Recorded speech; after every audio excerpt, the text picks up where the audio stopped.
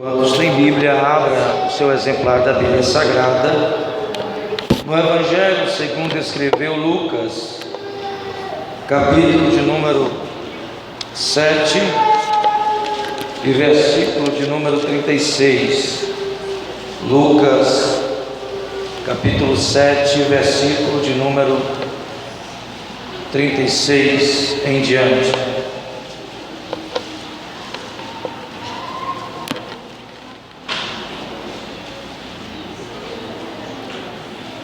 Aos visitantes, Deus abençoe. É um prazer grande ter sua presença aqui. Quantos encontraram Lucas 7,36? Digam amém. Amém. Quem não encontrou, por gentileza, diga: estou procurando. Muito bem. Vamos esperar um pouco, os irmãos estão procurando. Esta é a casa do Senhor e a vitória nossa pelo sangue. Vocês não ouviram? Essa é a casa do Senhor e a vitória nossa pelo sangue de Jesus. Passamos a leitura. E a Bíblia diz o seguinte: convidou um dos fariseus para que fosse jantar com ele. Jesus, entrando na casa do fariseu, tomou o lugar à mesa. E eis que uma mulher da cidade, pecadora, sabendo que ele estava à mesa na casa do fariseu, levou um vaso de alabastro com unguento e, estando por detrás aos seus pés, chorando, regava-os com suas lágrimas e os enxugava com os próprios cabelos, e beijava-lhe os pés e os ungia com unguento. Feche sua Bíblia, por favor, me acompanhe com uma oração.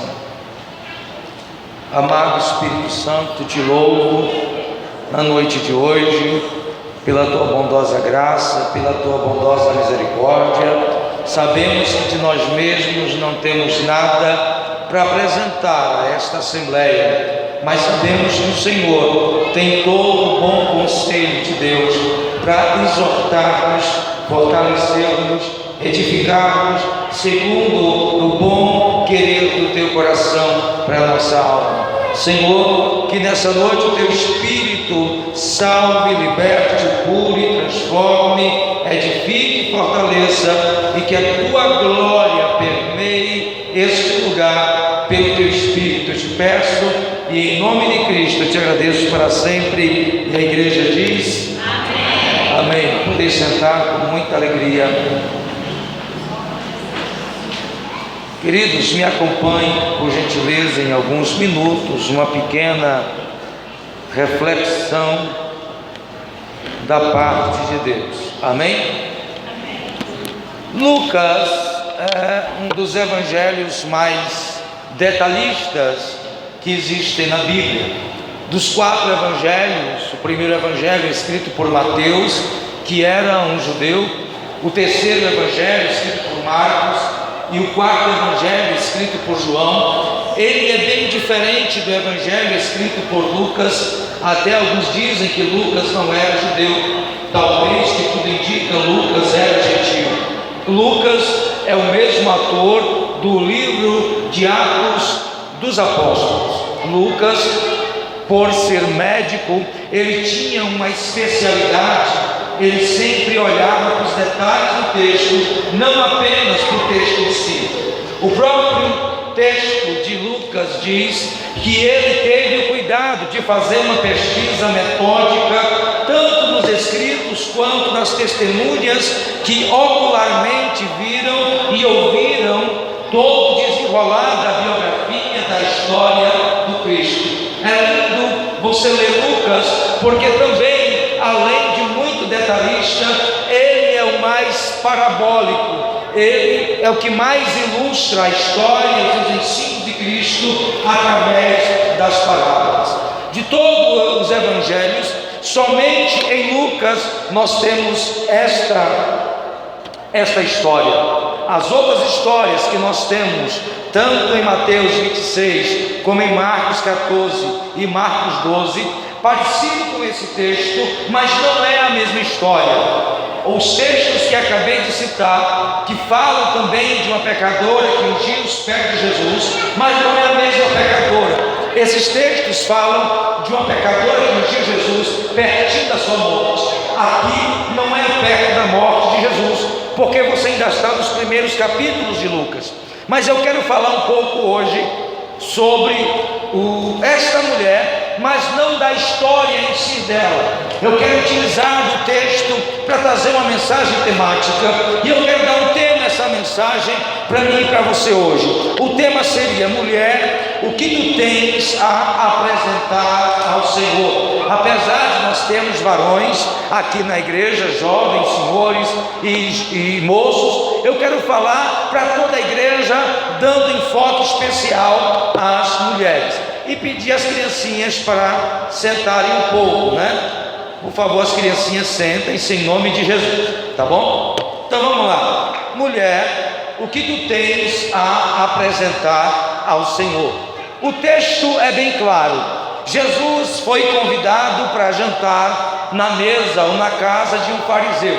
Como os irmãos bem sabem, um fariseu era um doutor da lei, era uma pessoa instruída na palavra de Deus, não no Novo Testamento, mas no Antigo Testamento. Um fariseu era um homem, além de um grande estudioso, também era um mestre, um ensinador, e além do ensinador, era um dos partidos políticos religiosos mais cheios e mais ferozes no quesito guardar a lei. É tanto que a Bíblia fala que o Sinédrio, ou seja, o Conselho de Anciãos de Israel, composto por 70 homens, a maioria deles eram fariseus.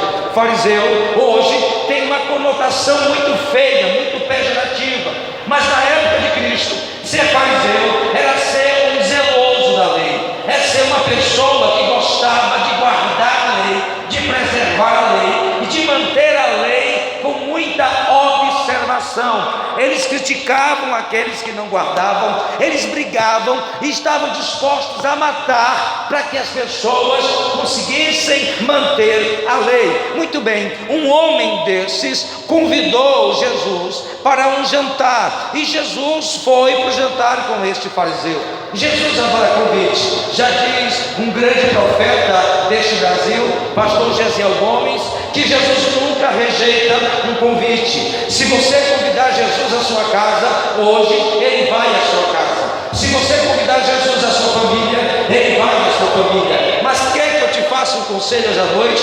Primeiro convite: convida Jesus para entrar no teu coração hoje à noite. Convida Jesus para entrar na tua vida em primeiro lugar, porque às vezes a gente vem à casa do Senhor para pedir ao Senhor pelo marido, para pedir ao Senhor pela esposa, para pedir ao Senhor pela família, para pedir ao Senhor pelo comércio, para pedir ao Senhor pelo vizinho, para pedir ao Senhor pelo pai, para pedir ao Senhor pela mãe. Eu creio que hoje à noite Jesus está esperando que você convide Ele para entrar na tua vida. Eu creio que hoje à noite Jesus está convidando você para despertar a tua alma de adoração. Se hoje à noite Jesus estivesse procurando adoradores e Ele entrasse nesse lugar à procura de adoradores, eu seria um. Cadê o outro adorador neste lugar? Querido, você não veio hoje à noite apenas porque o pastor Maurício convidou, ou porque o pastor João Paulo convidou, ou porque eu mesmo te convidei para trazer aqui. Você não veio apenas para estar aqui, você veio para encher esse lugar de adoração e chamar a atenção daquele que é o objeto de culto nosso neste lugar. Antes de pedir a Jesus para fazer alguma coisa pelos outros, peça a Jesus para fazer por você que está aqui hoje à noite nesse lugar. Sempre aplaude,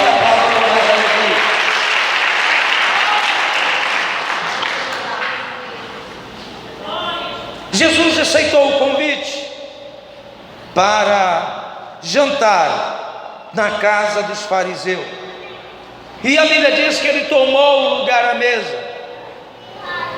Geralmente, na época de Cristo, a mesa não era alta como aquela ali, com 4 pernas.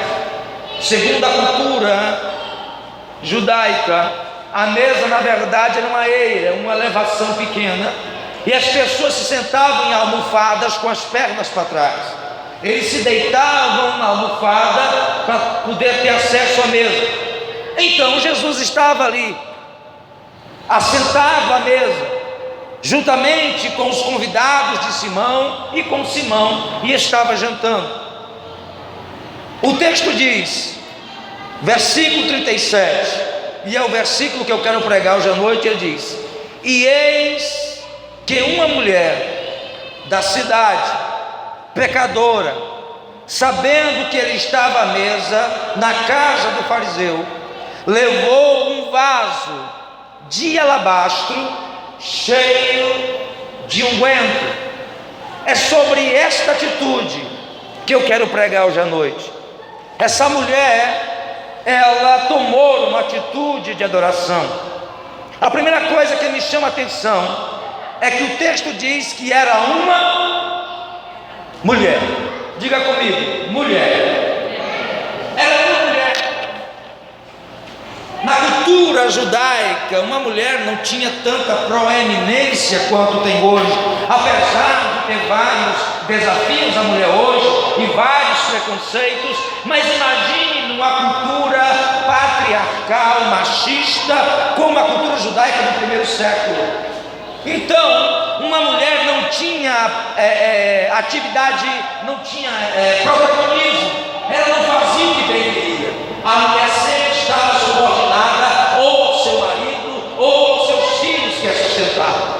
Mas o que me chama a atenção é que nessa história em específico, uma mulher, ela toma uma atitude, uma decisão. O que me chama a atenção é que uma mulher sai da inércia. Uma mulher, ela quebra todo o paradigma, ela quebra vários princípios nessa noite. Uma mulher, essa primeira condição é que eu quero trabalhar nessa noite. Nós temos o incrível ou a atitude muito errada de achar que sempre alguém é mais merecedor de estar perto de Jesus do que nós. Essa mulher, ela tinha um pensamento muito diferente. Ela não achou que apenas Simão podia estar perto de Jesus. Ela não acreditava que apenas os amigos de Simão podiam estar perto de Jesus. Ela não acreditava que apenas os discípulos de Jesus poderiam estar perto dele. Gerou no coração dessa mulher, na hora que ela soube que Jesus estava na casa de Simão, ela disse: olha, eu não quero saber quem está perto dele, eu vou tomar uma atitude hoje. Eu também vou estar perto de Jesus. Eu não quero saber quem foi convidado ou quem deixou de ser convidado. Eu não quero saber quem pode entrar e quem não pode sair, quem não pode entrar. Eu só sei uma coisa: Jesus está lá e eu quero estar perto dele hoje. Primeira lição que eu quero dizer para você hoje: não interessa a tua condição, se você é mulher, se você é homem, se você é alto, se você é baixa, se você é rica, se você é pobre. A atitude de estar perto de Jesus não é condicionada pelo que você tem e por quem você é pelo teu coração, é pela tua atitude de adoração. Será que nessa noite, em vez de você apenas vir assistir louvores e uma palavra parecida com uma palestra, você veio aqui porque sabe que Jesus está neste lugar e veio para apresentar o melhor que você tem? Quantos nessa noite podem adorar porque já podem sentir a presença dele? Deu para sentir a presença dele nos louvores, deu para sentir a presença dele na leitura, deu para sentir a presença dele na oração, e agora Deus fala contigo: mulher, o que tu tens para me apresentar hoje?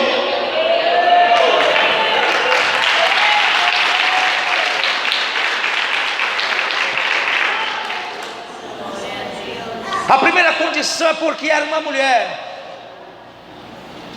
Jesus não quer saber se você é rico. Jesus não quer saber se você é pobre.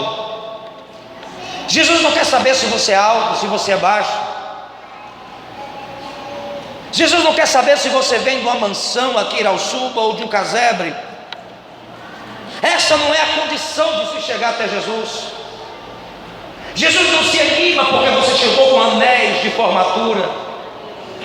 Jesus não fica abismado porque você chegou, sei lá qual é o seu carro. As mãezinhas, pegar as criancinhas seria muito bom. Não deixa as criancinhas andarem assim na igreja que fica ruim para a gente.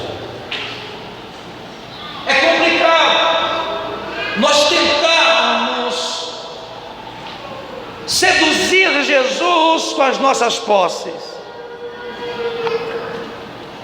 Não dá para seduzir Jesus com posses. Jesus não fica todo derretido se você chega de helicóptero. A primeira condição de um verdadeiro adorador, escuta, deixa eu te ensinar uma coisa hoje. A primeira atitude de um adorador não é olhar para si, não é olhar para o que tem. O verdadeiro adorador, o foco dele não está em si, mas está nele. O verdadeiro adorador não olha para dentro de si, mas olha para ele, porque ele salva, porque ele cura, porque ele liberta, porque ele transforma e ainda perdoa pecado e transforma o mais vil pecador em um homem para a glória do nome do Senhor Deus. Pastor, eu não vou para o culto hoje porque eu não comprei um sapato novo. Venha descalça. Pastor, eu não vou para o culto hoje porque não deu tempo para fazer a chapinha. Venha assanhada. Pastor, eu não vou para o culto hoje porque o meu perfume da Boticário, da Natura, da Mary Kay acabou de acabar e não dá para me chegar desse jeito. Ei, você não entrou por essas portas para um desfile de moda. Você não entrou por essas portas para chamar a atenção da vizinha, do vizinho ou de quem quer que seja. Você entrou por essas portas para chamar a atenção dele. É dele que você tem que chamar a atenção.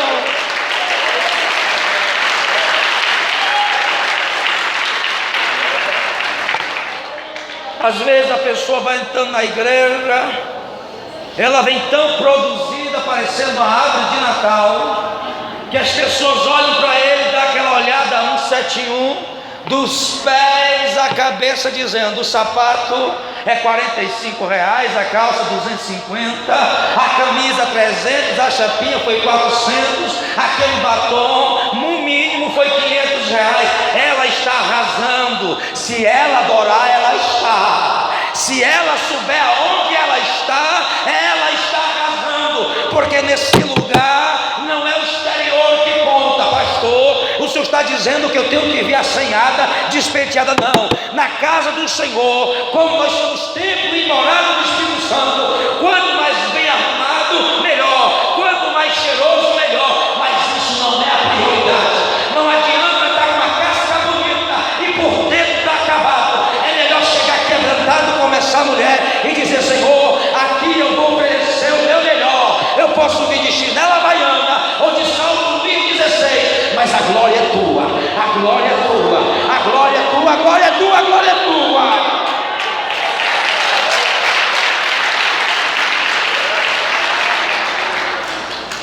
Primeira condição, ela era mulher. E numa sociedade que a mulher não era protagonista, ou seja, ela não tinha iniciativa, ela teve. Hoje, por incrível que pareça, muitas mulheres perderam a iniciativa de muita coisa. Apesar de nós estarmos vivendo no século 21, na pós-modernidade, as mulheres se sentem inferiores aos homens, inferiores a tantas pessoas. Mas isso é uma condição do coração.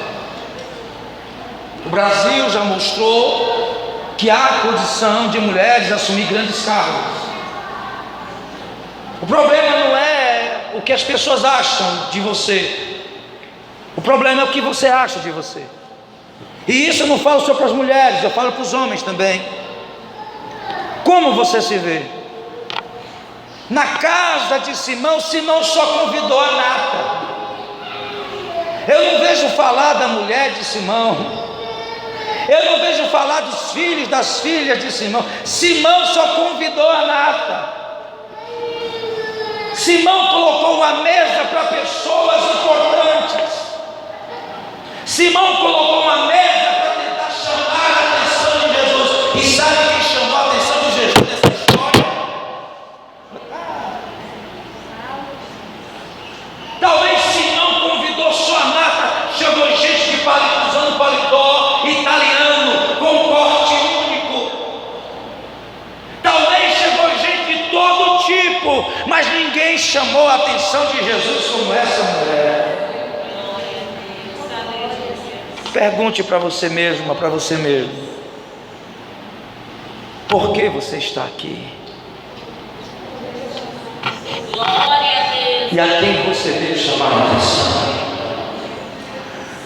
Qual o motivo de você sair da sua casa hoje, um sábado à noite? Essa mulher só tomou essa decisão porque ela tinha uma convicção: Jesus está lá. E se Jesus está lá, eu também quero estar. Quantos têm a convicção que Jesus está aqui?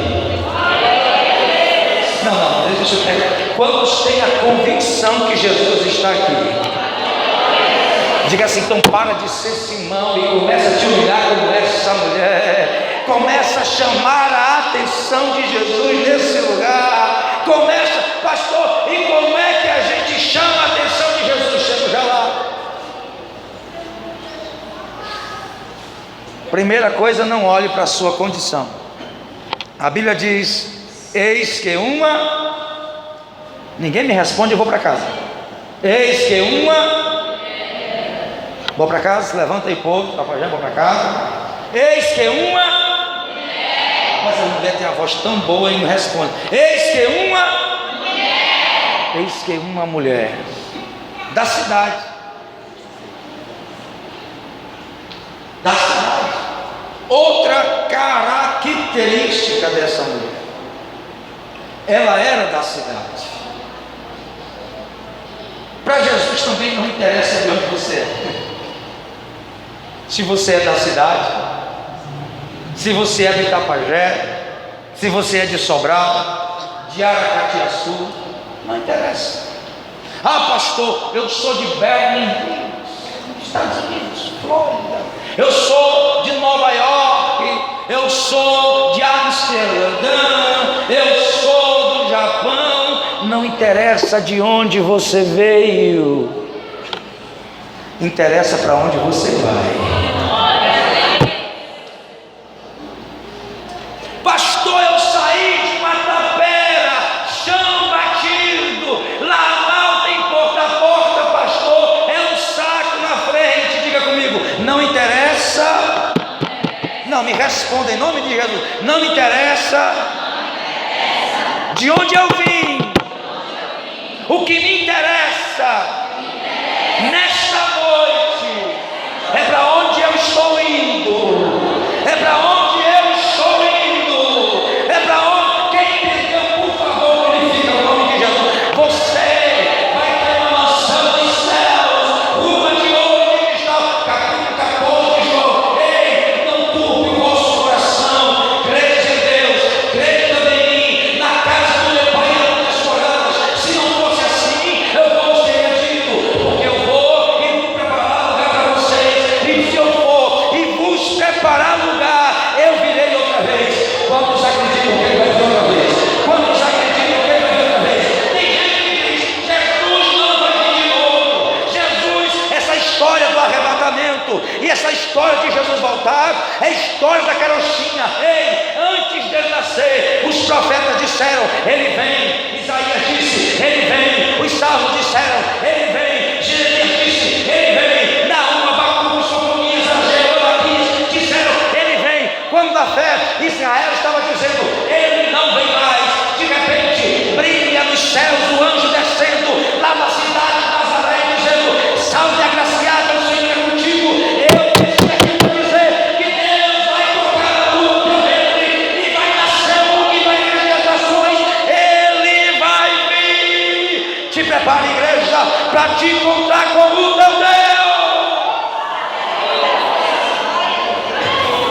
Aleluia.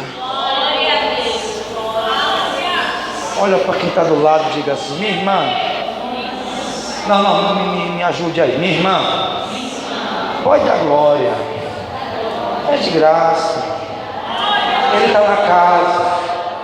Aí a irmã vai dizer: mas cortaram minha luz. Não interessa, lá em cima ninguém corta luz, ninguém corta água, ninguém corta telefone. Pastor, é porque o senhor não sabe da minha história e nem precisa saber. Jesus já sabe dela, viu?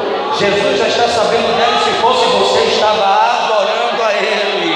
Não interessa de onde você veio, interessa para onde você vai. Glória a Deus. Mas deixa eu andar que eu quero chegar na oferta. Eis que uma mulher da cidade, terceira característica, pecadora. Esse adjetivo aplicado a essa mulher é o mais pesado, segundo os historiadores. Quando chama ela de pecadora, tudo indica que ela era uma prostituta. Na comunidade, olhe para mim, deixa o bebezinho, olha para cá. Na comunidade judaica, uma prostituta não era com certeza bem-vista. Se hoje já não era, imagina a época de Jesus. É tanto que não cita nome, diz apenas uma pecadora.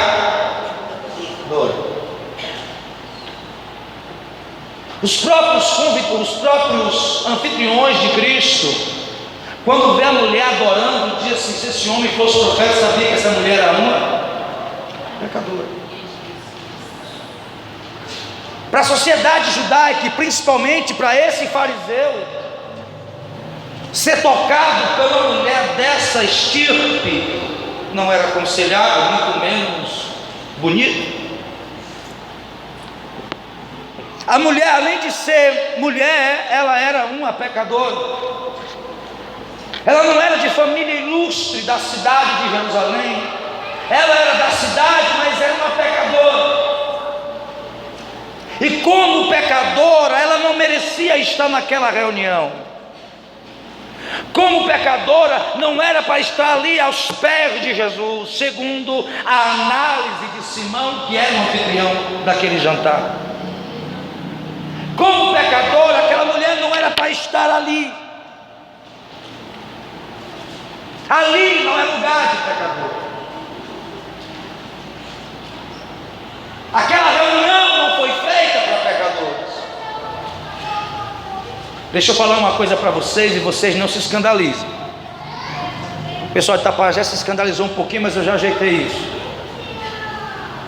Uma pessoa chegou para mim e disse: para o irmão, pastor, disseram que a nossa igreja é a igreja das portas largas. E eu disse: está certo, e é. Por que, pastor? A nossa igreja é a igreja da porta larga. Eu digo: é. Estreito é o caminho do céu. É a porta do céu que é estreita, não da igreja. A porta da igreja é bem larga.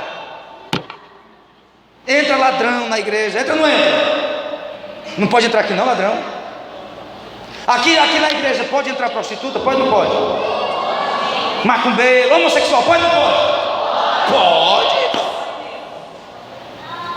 Aqui na igreja é para entrar todo mundo.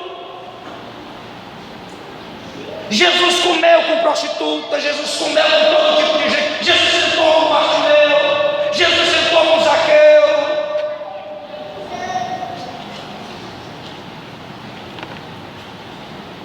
A igreja precisa ter as portas bem largas. Mas depois vai afunilar. Depois vai estreitar o negócio. Ele chega aqui de todo jeito. E aí o que a gente faz? A gente aponta o caminho. E o caminho é...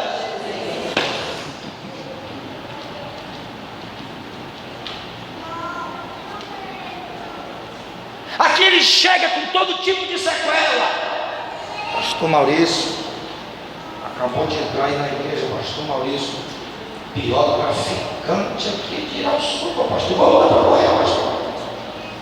Morre, isso para morrer, pastor. Pastor Maurício, acabou de entrar a mulher mais mal falada de Irauçuba. Você olha a roupa dela, o cabelo dela, pastor. Vai pegar lá, pastor, para essa igreja. Essa mulher está aqui, pastor.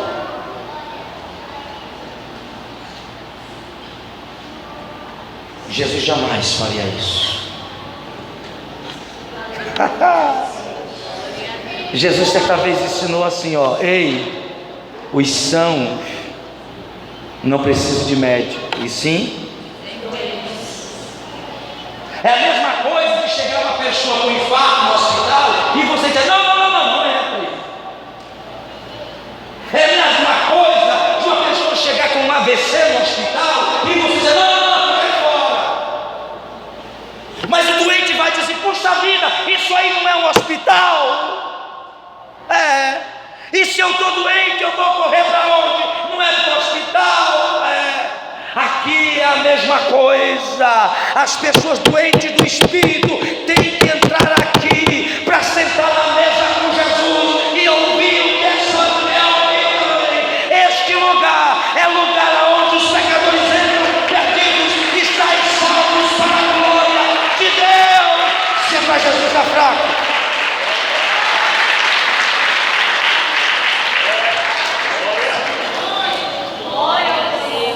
Mas tem igreja que é igual a reunião de Simão. Não. Entrou ali o homem mais rico do Ceará. Entra. Senta. Jesus não está nem aí. Se ele receber Jesus, se ele buscar Jesus, toca nele também. Mas não são essas as prioridades do mestre. A Bíblia diz que uma mulher da cidade, pecadora, sabendo que ele estava na mesa, diga comigo, mesa. Vocês não jantaram não? Diga comigo, mesa. Pastor, o que é que tem a ver mesa? Eu vou já lhe explicar, mas repita de novo, porque segundo a pedagogia, a repetição favorece a absorção do conhecimento. Como eu sou de cunho pedagógico, repita mesa. Se você não repetir, eu vou ficar dizendo mesa até meia-noite. Mesa. Obrigado, Deus abençoe pela mesa. A palavra mesa na Bíblia tem algumas ilustrações. A primeira ilustração para a palavra mesa é um lugar de reconciliação. Salmo número 23 diz assim: prepara uma mesa perante mim na presença dos meus. Mesa é um lugar de reconciliação. Mesa também é lugar de comunhão. Salmo 128 diz que ela vai estar ao redor da sua mulher e seus filhos. Mesa, ela serve para ceiar. E a Bíblia diz: eis que estou à porta e bato. Se alguém ouvir a minha voz e abrir a porta, eu entrarei, cearei com ele e ele comigo. Mas na mesa. Jesus estava onde? Não é à toa, Lucas é muito detalhista e ele diz: uma mulher da cidade pecadora, sabendo que Jesus estava Ei, como é que ela sabe que Jesus estava na mesa? Como é que ela sabia?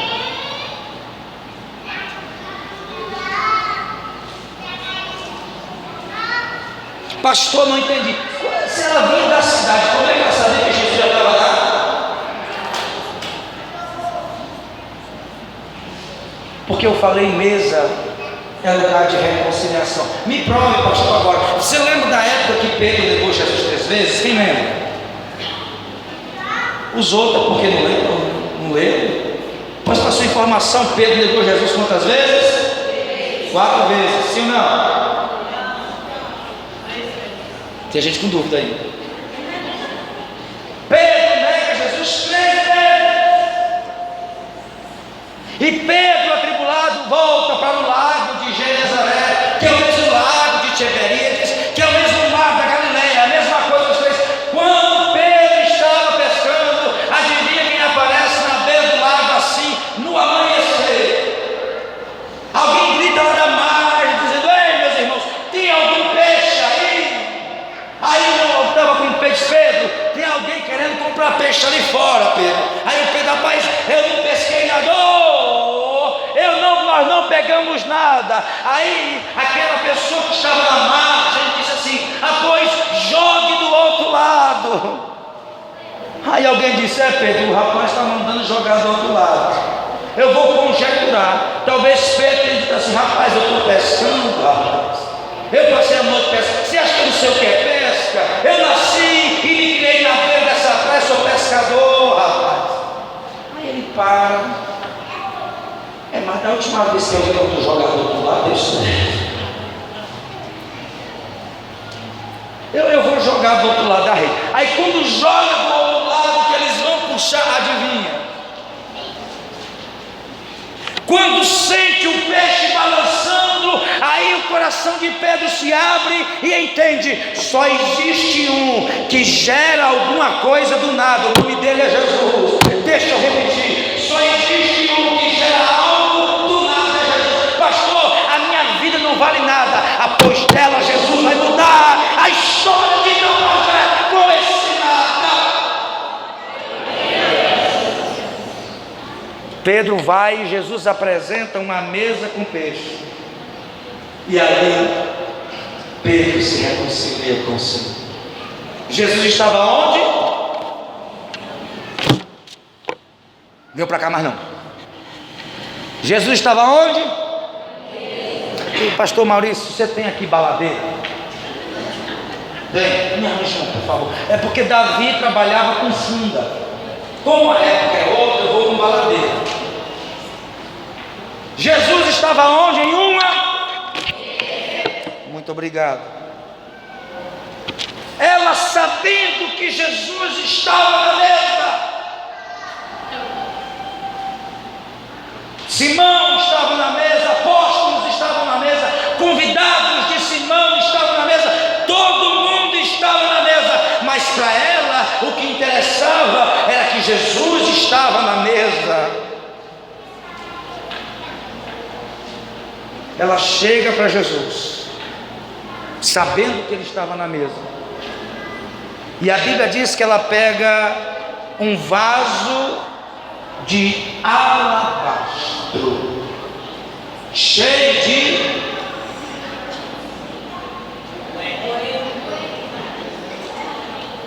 meu São Jesus. Era um vaso feito de alabastro, cheio de... Eu já vi gente pregando que estava cheio de alabastro. Alabastro é o tipo da peça. Era fininho, longo, tipo vidro, aqueles vidros de perfume caro, né? Era um vaso feito de alabastro. Veja que eu vou começar a pregar agora, posso? O que tens, mulher, a oferecer a mulher pecadora da cidade, quando foi ter com Jesus, quando foi se encontrar com Jesus, ela se preocupou com todos os detalhes, inclusive até com o vaso. Diga comigo, ela se preocupou. Pai do Senhor para os irmãos, Deus abençoe. Diga comigo, ela se preocupou com o vaso. Ela não apresentou o aguento de qualquer jeito. Diga comigo, ela fica careca. Ela não apresentou o aguento de qualquer jeito. Muito obrigado. Ela se preocupou com a aparência do vaso,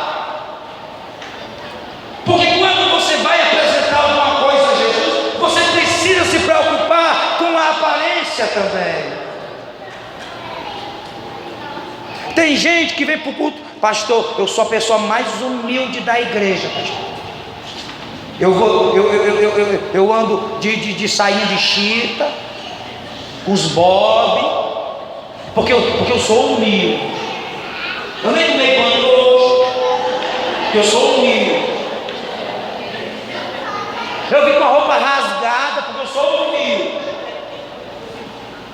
Eu nem me ajeitei hoje, porque eu sou humilde. Não é humildade não.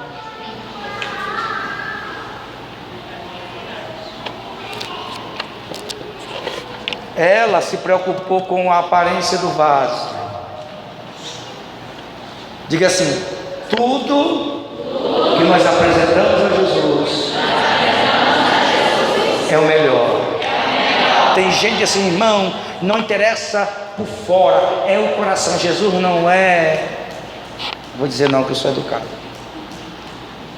Jesus quer tudo: corpo, alma, os três precisam ser plenamente santificados ao Senhor. Pastor, eu vou de qualquer jeito. É para Jesus? Não, para Jesus não é de qualquer jeito. Para Jesus é o melhor. Pastor, mas eu não tenho aqueles perfumes da Natura. Leite de rosa sério. É o seu melhor? Certo. Pastor, eu não tenho aquelas sandálias sonda que deixa a gente com 2 metros de altura. Eu tenho uma chinelinha havaiana. É o seu melhor? Jesus aceita.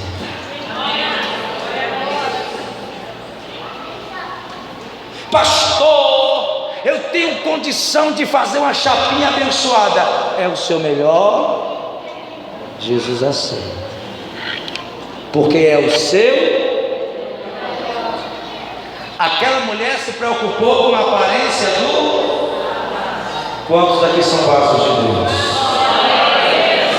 Você quer ser conhecida pelo quê? Como vaso que você é ou por outro nome? Tem gente que o crente passa e a pessoa está vendo ali, ó, oh, coisa ruim. Ou o jeito aqui se veste bem porque é crente. Não. Ela se preocupou na oferta dela, ela se preocupou até com a aparência do vaso. E Lucas é muito detalhista, dizendo: o vaso era de Alá. O vaso tinha uma qualidade, você também tem. Você também tem qualidade, vaso. Não, mas meu marido disse que não tem. Mas Jesus já disse: é de alabastro, é precioso, é preciosa, é precioso, é preciosa. Se tem vaso precioso, hoje aqui eu quero ver. Vaso precioso adora, vaso precioso adora, adora. Vaso foi feito para apresentar o melhor que você tem. Tem vaso aqui para adorar Jesus hoje à noite? Comece a adorar, pastor, mas é de alabastro, é esse mesmo que Jesus quer. Aleluia. Mulher, o que tens para apresentar ao Senhor? Às vezes a pessoa tem a voz até bonita, mas o vaso não combina com a essência.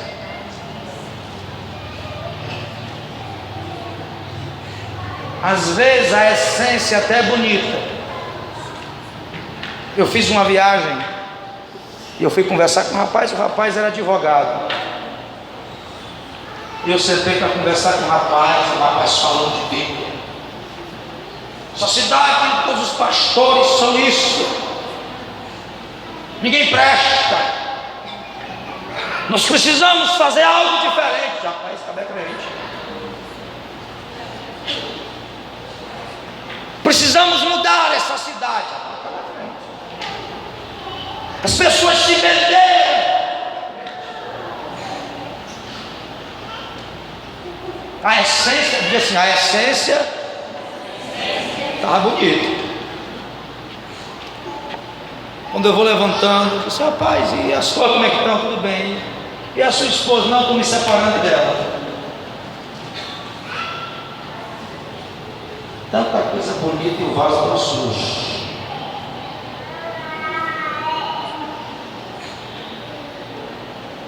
Certa vez Jesus disse: olha, esse povo me honra com os lábios, mas o coração, ei, aquela mulher se preparou, se preocupou até com a aparência. Às vezes nós nos preocupamos com o mal, mas esquecemos de nos preocupar com a aparência do. Às vezes eu me preocupo só com o mal, mas eu esqueço de me preocupar com a aparência. E a Bíblia diz: cuidado com a aparência do mal. Você quer apresentar mal, ou a tua vida vai apresentar a glória de Deus? Não estou entendendo, eu vou explicar. Pastor, a palavra está tão boa, começou agora a palavra. Mateus 5 diz assim: para que os homens vejam as vossas boas obras, e nós só podemos ver o que há para que os homens vejam as vossas boas obras e glorifiquem o nosso Pai que está no céu. Tudo que nós fazemos na aparência também precisa glorificar a Deus. O teu andar, o teu falar, o teu vestir, o teu se comportar, todas essas coisas estão revestindo a tua adoração ao Senhor. Pastor, aquela menina canta tão bonito, mas quando vai para a escola, pastor, a roupa daquela menina, diga comigo, um vaso sujo, estraga o perfume. Vou terminar, pastor Maurício, senão o pessoal vai dar uma lapada. E eu só vim com. Não, tem uma Madiel ali, mas só uma Madiel não dá. Eu vou apanhar aqui de graça hoje. Ela pegou um vaso de alabastro com unguento. O unguento era tão caro. Mary Kay, Natura, isso aí é fichinho. Pastor, perfumes francês, fichinho. O unguento, para você comprar um vidro de unguento, era 1 ano de trabalho. Eu não sei como essa mulher conseguiu dinheiro, eu não sei. Eu sei que para comprar um vidro de alabastro com unguento precisava de 1 ano de trabalho. Se fosse outro, tinha dito: não, eu vou botar só uma gotinha nos pés, porque às vezes, porque é 1 ano de trabalho.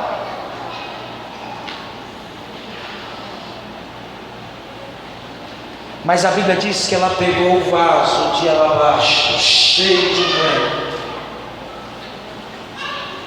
foi até os pés de Jesus. A plateia ficou só assistindo, todo mundo parado, Simão abismado. Ela chega por trás, começa a chorar aos pés de Jesus.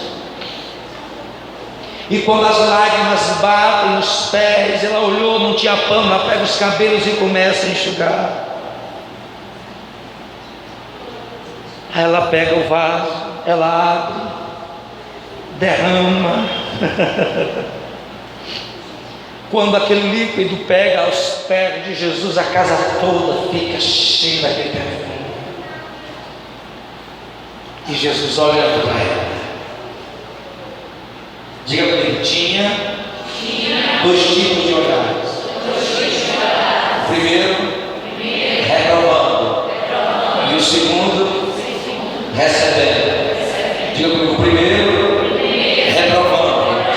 O segundo, recebendo. Tem gente que quando vê você levantar a mão e dar glória, reprova, mas tem alguém recebendo. Tem gente que você canta: pastor, essa mulher canta tão desafinada comigo. Tem gente reprovando. Pai do Senhor. Tem gente reprovando, mas tem alguém recebendo. E é para ele que você está aqui. Se é o teu melhor, ele está recebendo.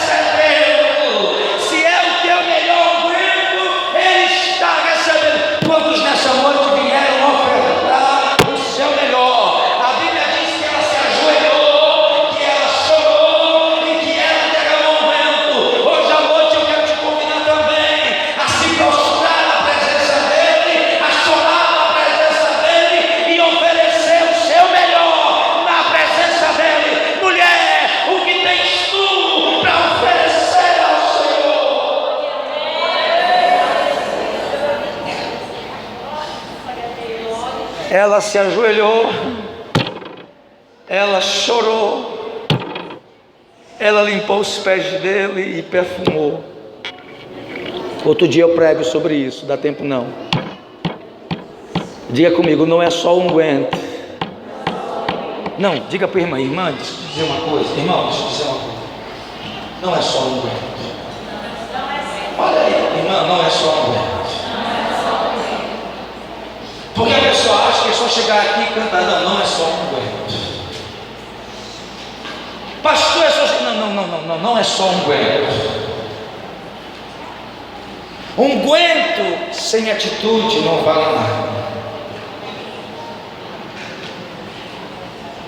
Ela saiu da casa dela, foi aos pés de Jesus, se ajoelhou, chorou, enxugou os pés de Jesus e depois apresentou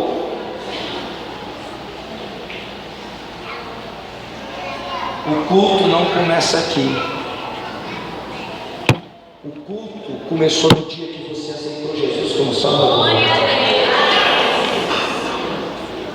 Vamos começar o culto? Não, vamos continuar o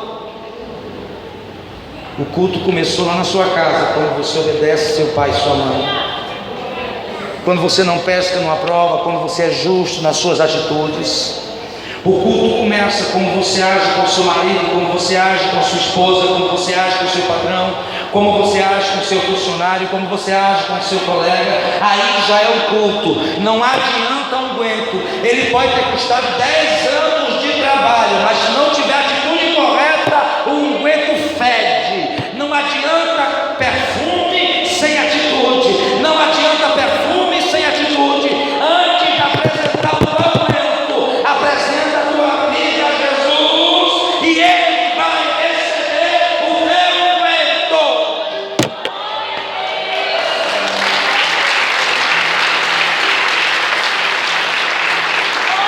O que tens tu, mulher? O que tens tu, homem?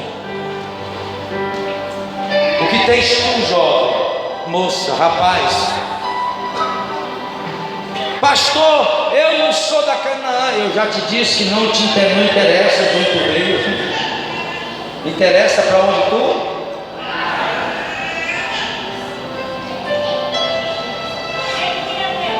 Você sabe o que é culto? Culto é uma atitude de adoração que você faz a uma divindade. A divindade não sou eu, não é o pastor Maurício, não é os nossos irmãos, não é esse lugar. Nós só estamos aqui porque nós soubemos que Jesus estava e viemos apresentar o nosso melhor a Ele. Alguém vem apresentar o melhor a Ele? Pastor, esse negócio de levantar a mão, isso é muito brega. Só estou como vai com o Castelão, Ceará e Fortaleza, levanta a mão, levanta o pé e grita. Aí quando chega na igreja, levantar a mão. Unguento sem atitude não vale. Você sabe como é que os anjos se apresentam diante de Deus? As pessoas pensam que quando um anjo, Gabriel por exemplo, vai diante de Deus, ele faz assim, ó: Deus, eu estou aqui, pode falar. Vem cá, meu filho, vem cá. Não, pastor Maurício briga com isso, eu chamar ele. A gente briga muito. Quando Deus diz assim: anjo, vem cá, o anjo já baixa a cabeça,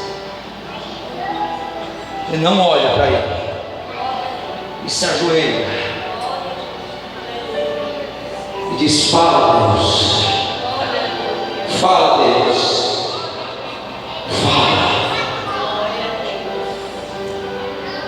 Porque diante dele se dobra todo o joelho nos céus, na terra e debaixo da terra.